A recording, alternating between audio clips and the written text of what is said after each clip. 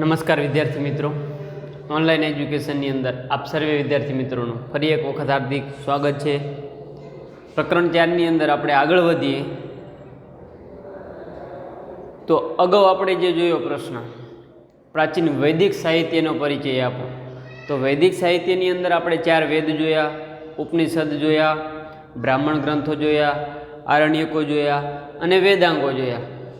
પણ જો એની અંદરથી આપણા બોર્ડની બ્લુપ્રિન્ટ પ્રમાણે જોઈએ તો એની અંદરથી આપણને 3 ગુણના પ્રશ્ન વિશેષ આ ચેપ્ટરની અંદર પૂછાય છે। એટલે 3 ગુણનો પ્રશ્ન જે આપણે અલગથી કાઢવાના છે ને, જે મહત્ત્વના છે, એમાંનો એક પ્રશ્ન આવો આવે છે કે ભારતમાં વેદ કેટલા છે ને કયા કયા છે, દરેકની ચર્ચા કરો।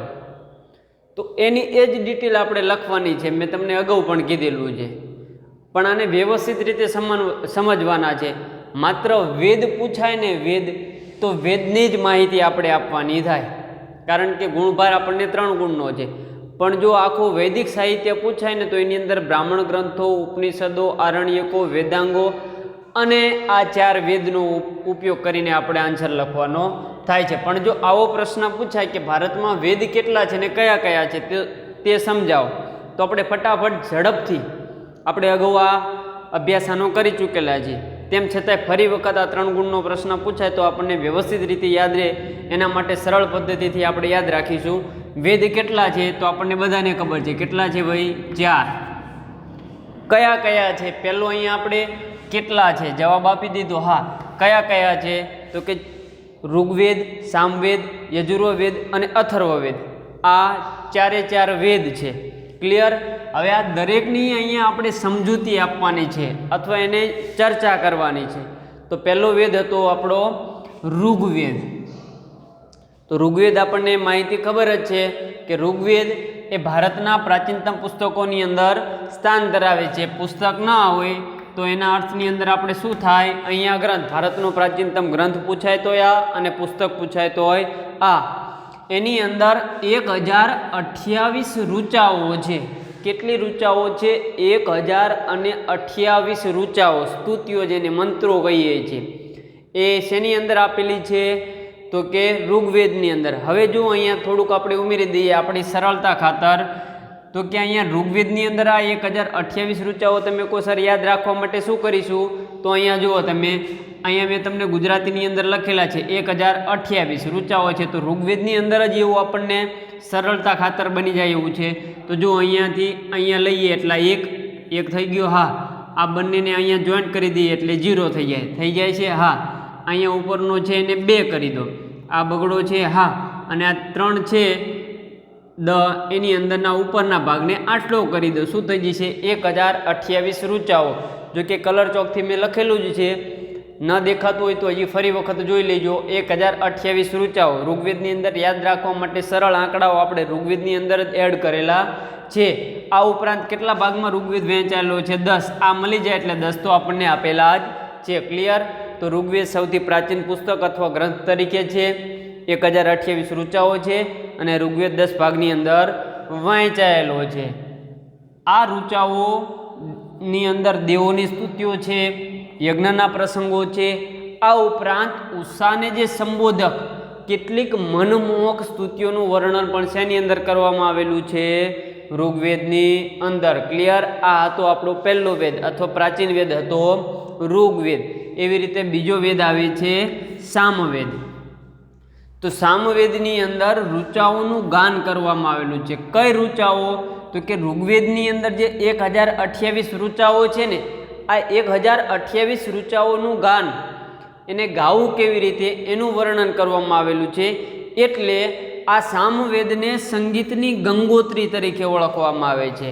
આ પ્રાચીન ગ્રંથ છે, આ સંગીતની ગંગોત્રી તરીકે ઓળખવામાં આવે છે। આ ઉપરાંત એની અંદર શ્લોકનો રાગ કયો છે ને લય કઈ છે, કયા શ્લોકને કયા રાગ સાથે, કયા લય સાથે ગાવું, એની પણ માહિતી શેની અંદર જોવા મળે છે? સામવેદની અંદર। ક્લિયર? હવે એવી જ રીતે આપણો ત્રીજો વેદ આવે છે યજુર્વેદ। તો યજુર્વેદને યજ્ઞના વેદ તરીકે ઓળખવામાં આવે છે, કારણ કે એની અંદરની જેટલી પણ માહિતી છે એ મોસ્ટ ઓફલી યજ્ઞને લગતી, હોમ હવનને લગતી જોવા મળે છે।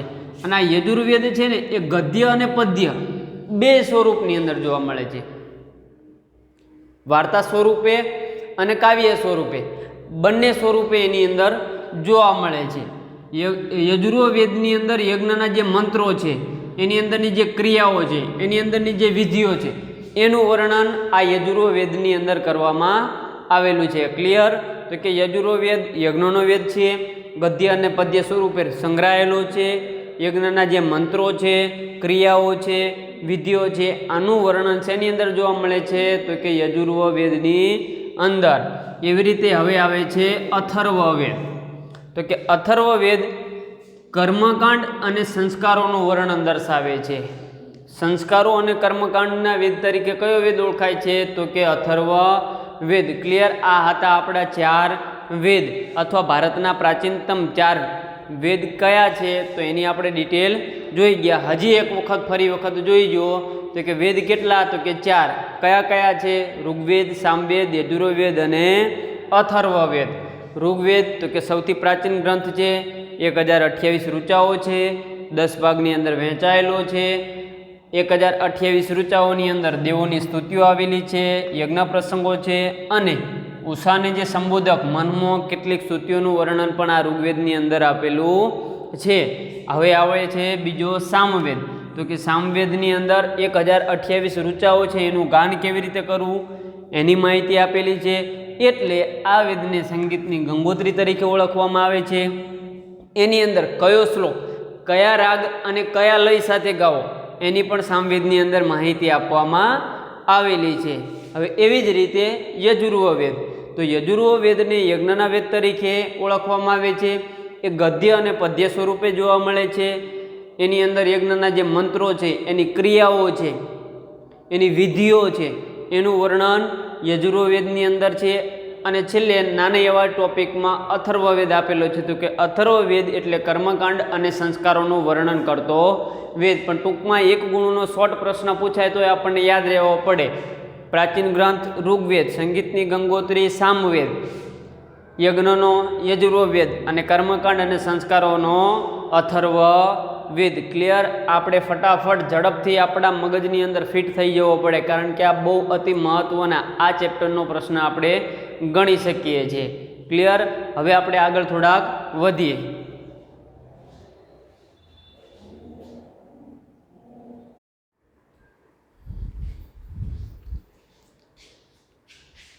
તો હવે જેવી રીતે આપણે 4 વેદ જોયા, 4 વેદનો આપણો મહત્ત્વનો 3 ગુણનો પ્રશ્ન જોયો, એવી રીતે મારી દૃષ્ટિએ આ વર્ષે અતિ મહત્ત્વનો પ્રશ્ન મહાકાવ્ય તરીકે રામાયણ અને મહાભારતનો પરિચય આપો. બોર્ડની અંદર વધારે વખત પૂછાયેલો અથવા પૂછાવાની શક્યતા ધરાવતો આ પ્રશ્ન છે, એટલે ખાસ યાદ રાખજો.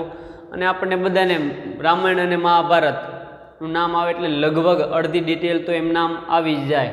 અમુક તો આખા મોટા મોટા પેજ સાથે એની વિગતો આપી શકે એવા સક્ષમ છે, પણ તોય આપણે યાદ રાખવાનું છે મહાકાવ્ય તરીકે રામાયણ અને મહાભારતનો પરિચય આપો.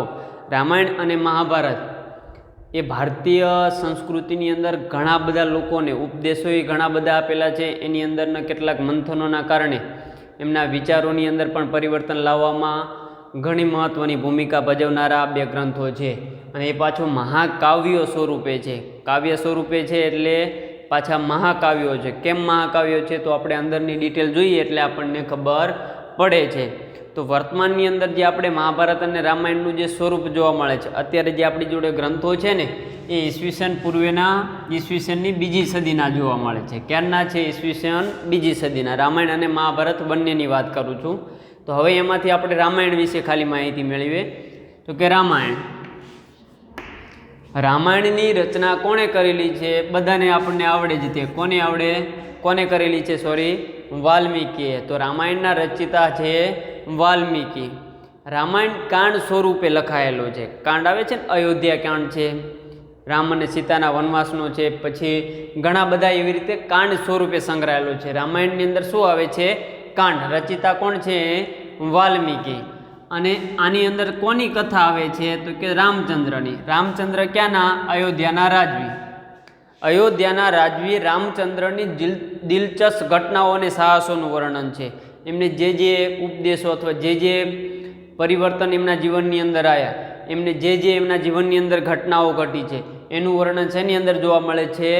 રામાયણની અંદર. રામાયણની અંદર 24,000 શ્લોકો છે.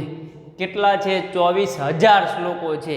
એટલે મહાકાવ્ય કાવ્ય સ્વરૂપે છે, 24,000 શ્લોકો છે. પણ રામાયણ મહાભારત કરતાં નાનું છે.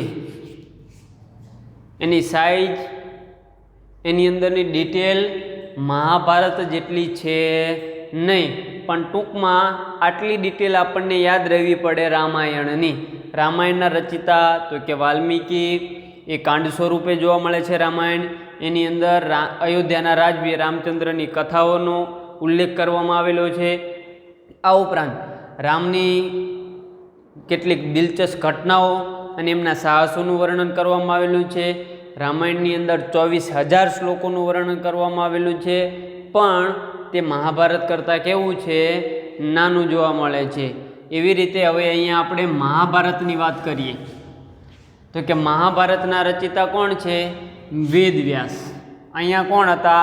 વાલ્મીકી. જો બંનેનું કમ્પેરિઝન કરશો ને તો પણ તમને જવાબ મળી જાય છે. અહીંયા વાલ્મીકી છે, ત્યાં વેદવ્યાસ છે. હવે મહાભારતની અંદર પર્વ આવે. શું આવે છે? પર્વ. અહીંયા શું હતા? કાંડ. અયોધ્યા કાંડ છે, મેં તમને એમ કીધું ને એવી રીતે અહીંયા પર્વ આવે છે. મહાભારતની અંદર શું આવે? પર્વ સ્વરૂપ જોવા મળેલ છે. અને મહાકાવ્ય તરીકે ઓળખાય છે. વિશ્વનું સૌથી મોટું મહાકાવ્ય તરીકે કેમ ઓળખાય છે? કારણ કે એની અંદર 1 લાખ જેટલા શ્લોકોનું વર્ણન કરેલું છે. અહીંયા કેટલા હતા? માત્ર 24,000. અહીંયા 1 લાખ શ્લોકોનું વર્ણન એની અંદર છે. શેની અંદર? મહાભારતની અંદર. એટલે વિશ્વનો સૌથી મોટો કાવ્ય ગ્રંથ, આવડો મોટો કાવ્ય ગ્રંથ અથવા આટલા બધા શ્લોકો ધરાવતું એક પણ પુસ્તક હજી સુધી ક્યાંય ઉપલબ્ધ છે નહીં. ક્યાં છે? માત્ર આ એક જ છે, ભારતનું રામાયણ અથવા મહાભારત. એ એવા મહાકાવ્યો છે જે વિશ્વની અંદર ક્યાંય જોવા મળતા નથી. જો કે નો જ જોવા મળે, પણ એની અંદરના જે શ્લોકોની સંખ્યા છે મહાભારતની અંદર, એટલા શ્લોક ધરાવતું એક પણ પુસ્તક હજી સુધી છે નહીં. ક્લિયર? એની અંદર શું વિષય છે? અહીંયા રામ હતા. આની અંદર શું છે? પાંડવ અને કૌરવ. પાંડવ અને કૌરવો વચ્ચેનું જે યુદ્ધ થયું. અને આ ઉપરાંત કેટલીક નાની મોટી વાર્તાઓ પણ આની સાથે જોડી દેવામાં આવેલી છે. એટલે યાદ રાખજો, રચિતા વેદવ્યાસ, પર્વ મહાકાવ્ય તરીકે ઓળખાય છે. 1 લાખ જેટલા શ્લોકો છે.